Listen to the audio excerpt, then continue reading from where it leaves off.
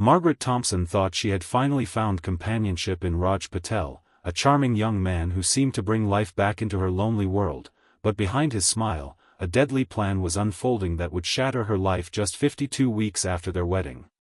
Margaret Thompson had always been careful with her heart. At 58, she had lived a quiet, orderly life, shaped by decades of teaching and raising her children, who were now grown and living in different cities. Her husband had passed 5 years earlier, leaving her alone in a spacious suburban home that echoed with memories. Loneliness had become a constant companion, one that she tried to mask with hobbies and community work, but the emptiness never fully went away. It was during one of these community events, a weekend art fair at the local center, that she first encountered Raj Patel. He appeared friendly and polite, with a calm demeanor and an eagerness to help, volunteering for tasks around the event without drawing attention to himself. Margaret noticed his attentiveness, the way he seemed genuinely interested in the conversations of those around him. Their interactions were brief at first, casual conversations about local events and shared interests in literature and travel, but there was something about his presence that felt comforting. Over the next few weeks, he began visiting her during community gatherings more frequently, always polite, always considerate. Margaret, yearning for companionship, welcomed the attention without suspicion. Raj, for his part, spoke of admiration and respect, never pressing too far but subtly weaving himself into her routines. Friends and neighbors noticed the pair together, commenting on how quickly the relationship seemed to blossom, and a few raised cautious eyebrows. Margaret, however, dismissed any doubts, trusting her instincts and valuing the sense of renewed energy and purpose that Raj's company brought into her life. In her mind, it was a simple story of a widow finding companionship again. Shortly after the wedding, Raj suggested they move into a new house he had purchased, claiming it would be a fresh start for their life together. Margaret, eager to embrace this new chapter, agreed without hesitation. The house was large and modern, with wide windows and a quiet suburban street lined with trees, a place that seemed perfect for a widow seeking comfort and peace. Raj insisted on handling most of the arrangements, from renovations to furniture, often asking Margaret to trust his judgment. At first, the changes seemed harmless. The home was transformed into a comfortable, bright space, with every corner reflecting Raj's attention to detail. Yet as the days passed, subtle signs began to unsettle Margaret.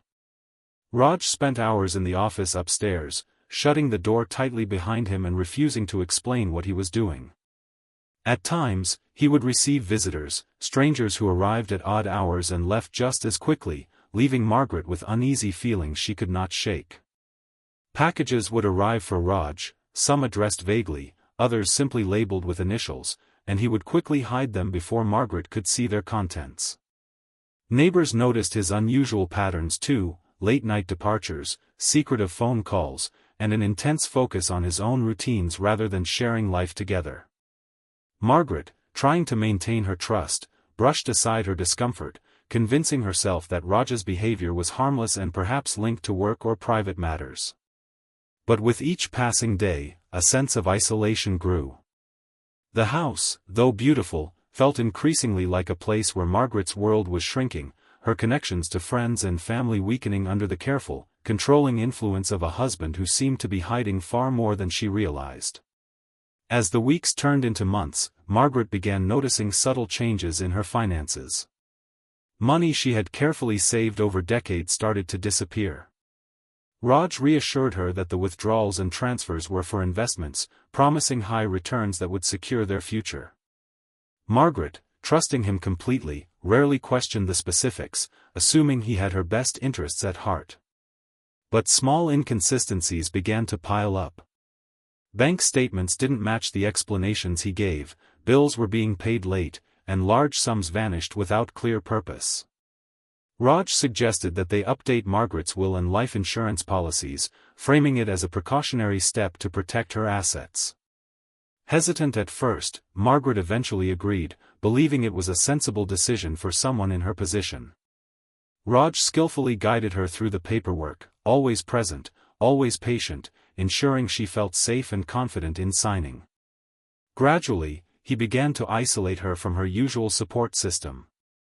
Phone calls with friends were dismissed as unnecessary distractions, family visits were discouraged under the guise of convenience, and Margaret found herself spending most of her days at home under Raj's watchful eye. Her sense of independence, once a defining trait, began to erode quietly.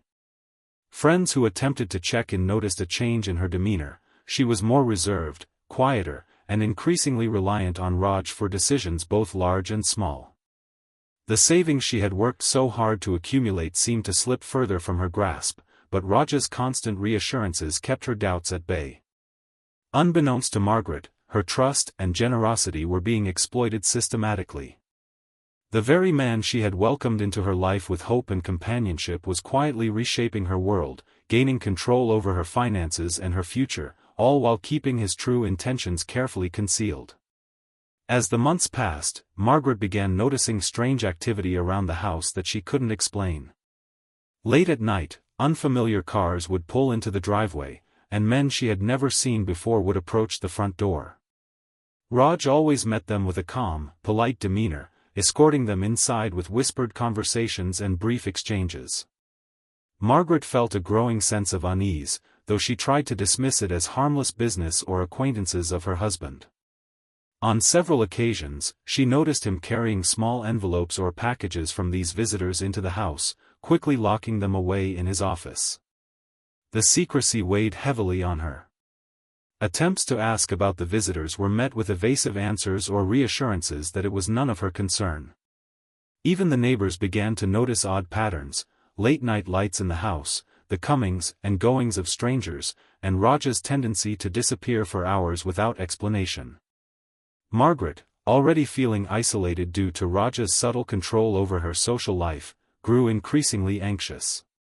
She questioned whether she had imagined the activity, but the evidence was undeniable. One morning, she found a package outside the back door, wrapped with care but containing no indication of the sender. Raj immediately insisted she ignore it and moved it to the office. Margaret felt a knot of fear tighten in her chest, but his insistence and calm demeanor made her doubt herself.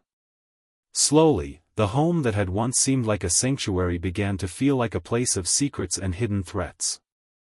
The constant presence of mysterious visitors and unexplained packages introduced a tension she could not escape. The cheerful life she had hoped for after her husband's death was beginning to unravel, replaced by a creeping sense of danger and uncertainty that made her question whether she truly knew the man she had married. Margaret's health began to decline in ways that seemed sudden and alarming. What started as minor dizzy spells and occasional fatigue soon turned into frequent bouts of nausea, headaches, and unexplained weakness. She visited her doctors, hoping for simple explanations, but each appointment brought more questions than answers.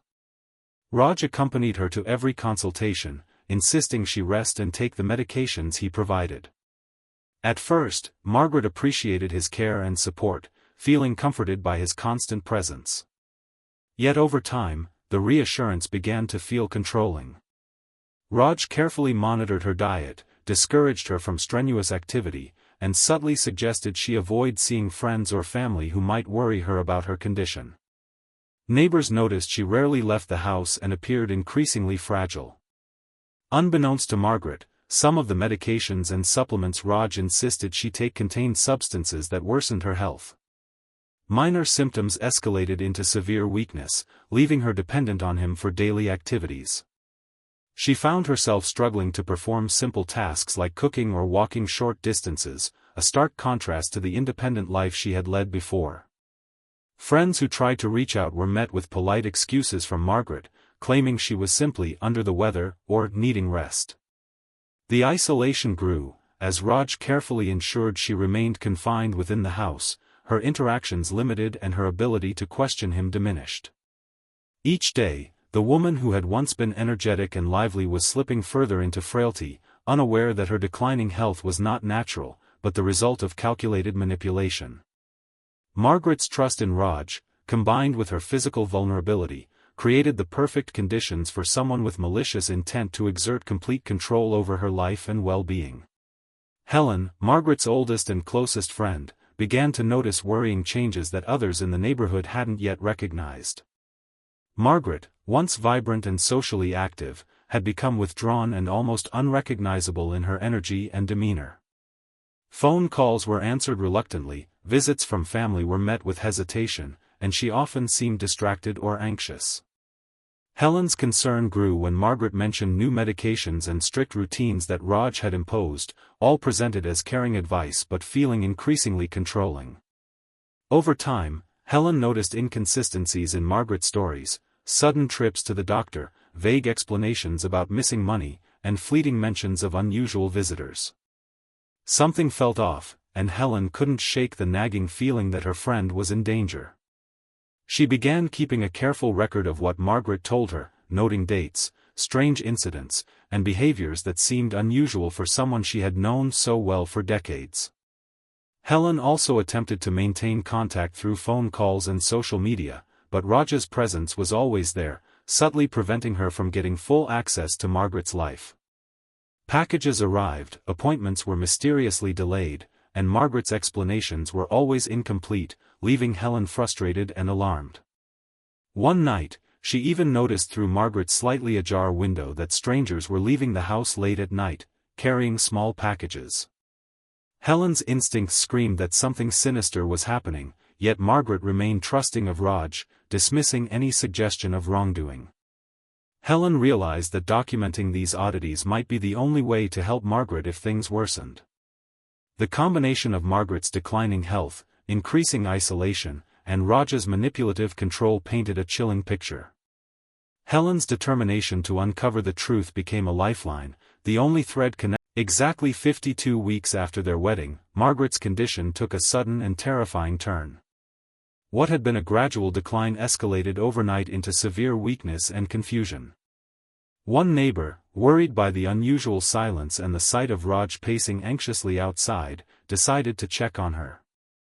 They found Margaret unresponsive in her bedroom, pale and motionless.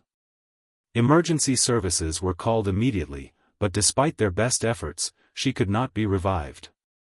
Initially, the death was assumed to be natural, the result of a sudden medical event compounded by her age and previous health concerns. Friends and family were devastated, struggling to process the sudden loss, while Raj portrayed himself as a grieving husband, composed yet visibly shaken. However, subtle signs at the scene began to raise questions.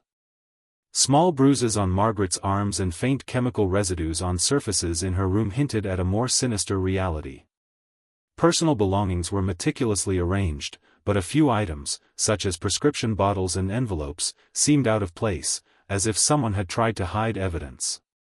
The local authorities, noticing these anomalies, decided to investigate further. Toxicology reports later revealed traces of rare substances in Margaret's system, substances that should not have been present in her body. These findings suggested that her death might not have been natural, but rather the result of deliberate poisoning over time. The house, once a symbol of comfort and hope, now appeared as a carefully orchestrated trap, where Margaret's trust had been exploited and her vulnerability manipulated. What initially seemed like a tragic, sudden loss slowly unfolded into a complex case of premeditated harm, leaving investigators and the community stunned by the possibility that the cheerful man who had entered her life a year earlier might have orchestrated her demise with chilling calculation.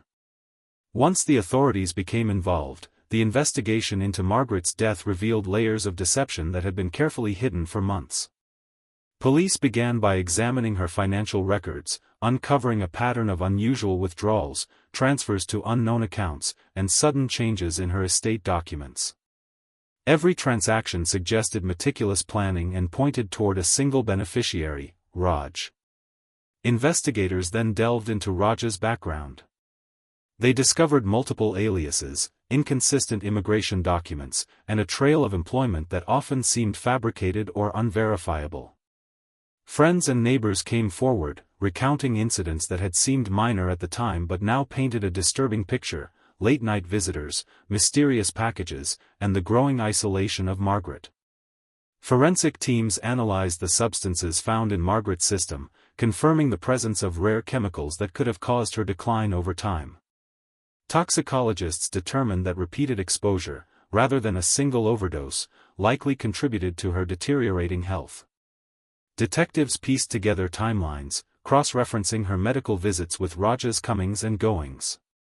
It became increasingly clear that the poisoning had been methodical, designed to appear as natural illness while giving him time to consolidate control over her assets and life. Digital evidence, including emails, messages, and financial transactions, showed a calculated effort to manipulate both Margaret and the outside world.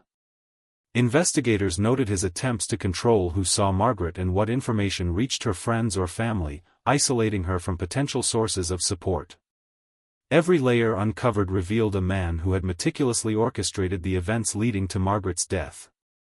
What had initially appeared to be a sudden and tragic loss gradually transformed into a case of premeditated exploitation and murder, shocking the community and sending ripples through social. As the investigation deepened, the motive behind Margaret's death became increasingly clear, revealing a chilling story of calculated greed and manipulation. Raj's actions, once subtle and easily dismissed, now painted a picture of someone who had planned every step with precision. From the very beginning, his intentions had centered not on companionship or love, but on gaining legal status and access to Margaret's assets. The timing of the marriage, his careful integration into her life, and the swift control over her finances all pointed to a strategy executed over months. Evidence from bank records showed repeated withdrawals and transfers that coincided with periods when Margaret's health declined, suggesting a connection between her vulnerability and his financial gain. Digital footprints, including emails and text messages between Raj and unknown contacts, indicated he had sought advice on manipulating legal documents and accessing inheritance funds.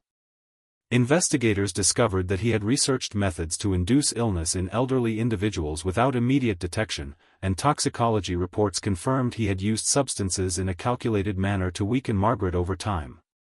Witness statements revealed the extent of his manipulation. He isolated her from friends and family, controlled her daily routine, and created an environment where she could not question his actions.